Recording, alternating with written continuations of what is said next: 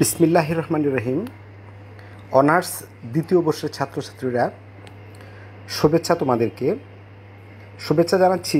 আমি মোহাম্মদ আমজাদ হোসেন, সহকারী অধ্যাপক, ব্যবস্থাপনা, টঙ্গী সরকারি কলেজ, গাজীপুর।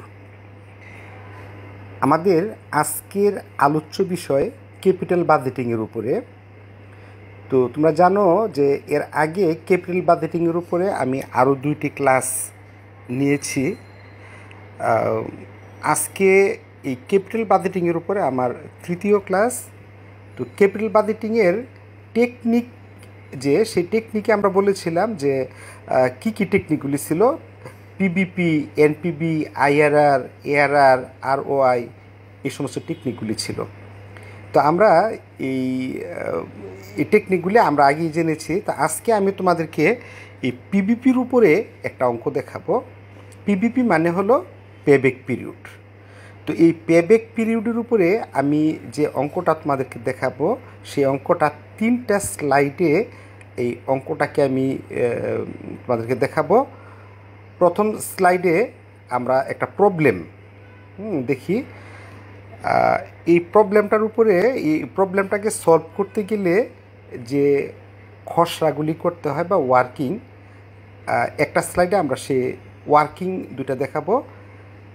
আর সর্বশেষ যে স্লাইড, ওই স্লাইডে দেখাবো হলো এই অঙ্কের সলিউশনটা, অর্থাৎ পিবিপিটা কীভাবে নির্ণয় করতে হয়।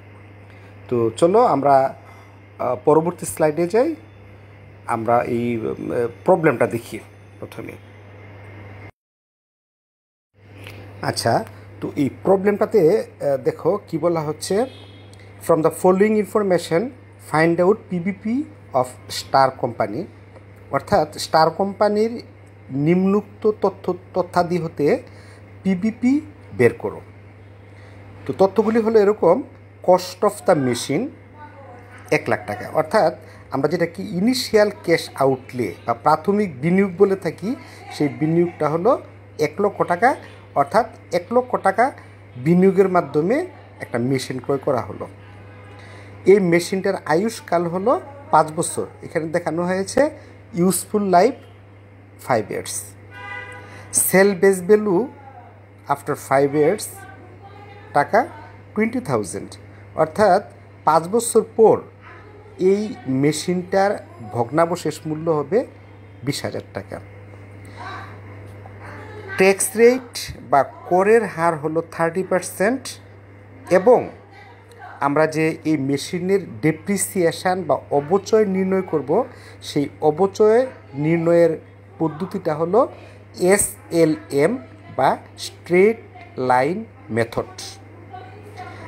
আর এই 5 বছরে কারবারে যে ইনফ্লুগুলি আসবে, অর্থাৎ কর পূর্ববর্তী যে আয়গুলি আসবে, সেটাও দেওয়া আছে।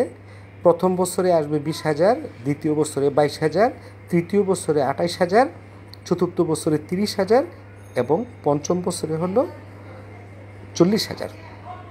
তো এখানে একটা বিষয়, যে এই যে রিটার্নগুলি আসলো বা ক্যাশ ইনফ্লোগুলি, এই প্রত্যেকটাই হচ্ছে ট্যাক্স বা কর প্রদানের পূর্বে।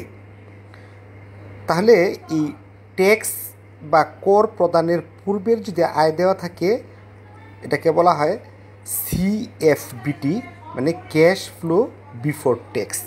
তো আমাদেরকে প্রথমে যে কাজটা করে নিতে হয়, সেটা হলো ক্যাশ ফ্লো আফটার ট্যাক্স বা CFAT বের করে নিতে হয়। তো এটা হলো আমাদের এই প্রবলেম। চলো আমরা এই প্রবলেমটা কিভাবে সলভ করব আমরা পরবর্তী স্লাইডে যাই। আচ্ছা, এবার দেখো, এই সলিউশনটা করতে গেলে আমাদের 2টা খসড়া করতে হয় বা ওয়ার্কিং করতে হয়। প্রথম ওয়ার্কিংটা হলো ওয়ার্কিং 1। সেখানে আমরা ডেপ্রিসিয়েশানের ক্যালকুলেশনটা দেখালাম। ডেপ্রিসিয়েশান বের করার যে পদ্ধতি স্ট্রেট লাইন মেথডে, তো সেখানে হলো টোটাল কস্ট থেকে সেল বেস ভ্যালুটা মাইনাস হবে এবং তাকে ইউজফুল লাইফ দিয়ে ভাগ করতে হবে। তো তো এখানে অঙ্কটার মধ্যে দেখো কস্ট হলো 1 লক্ষ টাকা, সেল বেস ভ্যালু 20,000। তো 1 লক্ষ থেকে 20,000 সেল বেস ভ্যালু বাদ দেওয়ার পর যে অ্যামাউন্টটা থাকে তাকে 5 দিয়ে ভাগ করা হয়, তো হলে এখানে হয় 16,000 টাকা। তাহলে আমাদের ডেপ্রিসিয়েশন হলো 16,000 টাকা। দ্বিতীয় যে খসড়াটা, এটা খুব ইম্পর্টেন্ট খসড়া বা ওয়ার্কিং। তো সেখানে হলো যে আমরা এই সিএফইটি নির্ণয় করব এবং কিউমিলেটিভ সিএফইটি, যেটাকে বলা হয় সিসিএফইটি, সেটা নির্ণয় করব। তো আমরা জানি যে ক্যাপিটাল বাজেটিংয়ে আমরা এই পিবিপি, এনপিবি, আইআরআর, এআরআর আমরা যাই বের করি না কেন আমাদের সিএফইটি লাগবেই। সিএফইটি ছাড়া এগুলি বের করা যায় না। এই এনপিবি, PBP, IRR, ARR, what ever, মানে আমাদের এগুলি বের করতে গেলে সিএফইটি লাগবেই। তো অঙ্কটাতে সিএফইটি দেওয়া আছে না সিএফবিটি দেওয়া আছে সেটা আগে দেখতে হবে। তো এটা দেখার যে সবচেয়ে একটা ইম্পর্ট্যান্ট যে ক্লু, সেটা হলো অঙ্কটার মধ্যে ট্যাক্স রেট দেওয়া আছে কি না। যদি অঙ্কটার মধ্যে ট্যাক্স রেট দেওয়া থাকে তাহলে বুঝে নিতে হবে যে এইটা সিএফএটি নয়, সেটা হলো সিএফবিটি। তো সিএফবিটি থাকলে আমাদের প্রথম কাজটাই হচ্ছে সিএফএটি নির্ণয় করা। তো আমরা দেখো এই সিএফএটি এবং সিসিএফএটি বের করতে আমরা 8টা কলাম এখানে ব্যবহার হয়েছে। প্রথম হলো ইয়ার, তারপর সিএফবিটি, ডেপ্রিসিয়েশন, এনপিবিটি, ট্যাক্স 30%, এনপিএটি, তারপর হলো সিএফইটি আর সিসিএফইটি। সিএফবিটি থেকে আমরা ডেপ্রিসিয়েশনটা মাইনাস করব। তো মাইনাস করলে যেটা থাকে সেটা হলো এনপিবিটি। তো এই এনপিবিটির উপরে আমরা ট্যাক্সটা নির্ণয় করব। যেমন এনপিবিটি হলো 4,000 টাকা, মানে নিট প্রফিট বিফোর ট্যাক্স, সেটা হলো 4,000 টাকা। তো এটার উপর 30% ট্যাক্সে হয় 1,200 টাকা। তো 4,000 থেকে 1,200 টাকা মাইনাস করলে আমাদের এনপিএটি হয় হলো 2,800 টাকা।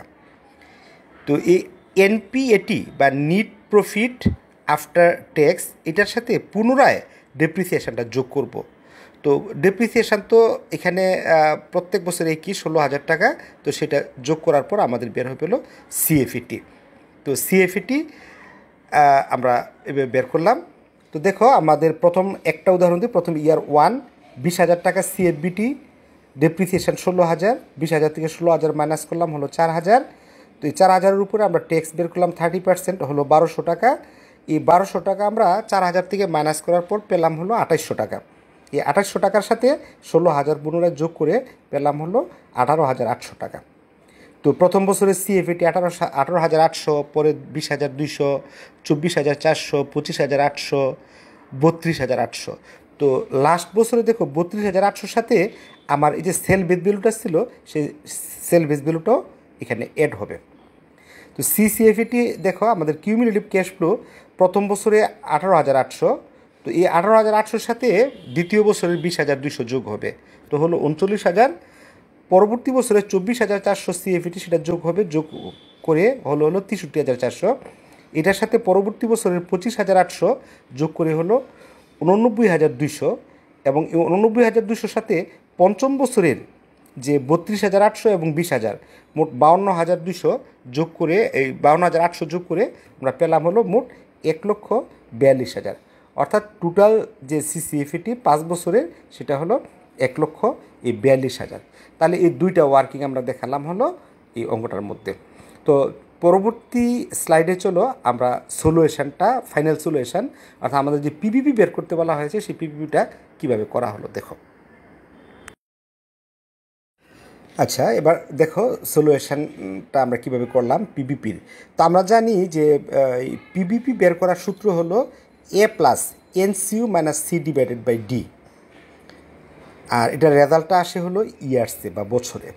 পিবিপি মানেই হলো পেব্যাক পিরিয়ড, অর্থাৎ বিনিয়োগ প্রত্যাবর্তনের সময়কাল। অর্থাৎ আমি যে 1 লক্ষ টাকা বিনিয়োগ করলাম, কত সময়ে আমার এই 1 লক্ষ টাকা উঠে আসলো, এটা মানেই হলো পিবিপি। তো এই পিবিপির রেজাল্টটা আসে ইয়ার্সে, অর্থাৎ আমার 5 বছরের জন্য বিনিয়োগ করলাম, আমার দেখা গেল 3 বছরে টাকাটা উঠে আসলো, 3.5 বছরে, 4 বছরে, বা যে কোনো একটা 2 বছরে আমার উঠে আসলো। অর্থাৎ যতটুকু সময়ে টাকাটা উঠে আসলো ওই সময়কালটাই হলো আমাদের পিবিপি। তো এখানে দেখো এ বলতে আমরা বুঝাই যে নিট ক্যাশ আউটফ্লো আমাদের দেখা যাচ্ছে 1,00,000 টাকা। এ হলো the year in which cumulative cash flow is nearer to net cash outflow. অর্থাৎ আমাদের দেখতে হবে যে 1,00,000 টাকা ঠিক কোন বছরে আমার উঠে আসছে।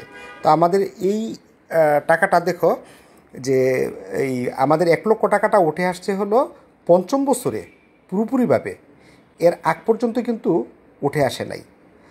তো এই যে বছরে টাকাটা উঠে আসছে তার পূর্ববর্তী যে বছর, এই বছরটা হলো এ, মানে হলো 4। 5 বছরে আমার 1,42,000 টাকা আসছে, কিন্তু 4 বছরে কিন্তু আমার 1,00,000 টাকাটা উঠে আসে নাই। তাহলে সর্বপ্রথম উঠে আসলো 5 বছরে, এই কারণে তার পূর্ববর্তী বছরটা হলো এ। এনসিউ তো এখানে বললাম 1,00,000 টাকা। আর হলো সি হলো cumulative cash flow of previous year, অর্থাৎ যে বছরে টাকাটা উঠে আসছে তার আগের বছরের ক্রমযোজিত যে ক্যাশ ফ্লো সেটা হলো 89,200। 1,00,000 টাকা থেকে 89,200 মাইনাস করলাম। আর ডি হলো যে বছরে টাকাটা উঠে আসছে ওই বছরের ক্যাশ ফ্লো, অর্থাৎ টাকাটা পঞ্চম বছরে উঠে আসছে, তো পঞ্চম বছরের ক্যাশ ফ্লো হলো 52,800 টাকা। তাহলে দেখো আমাদের ফিগারগুলি বসালাম। এ হলো 4, এনসিও 1,00,000, সি হলো 89,200, ডি হলো 52,200।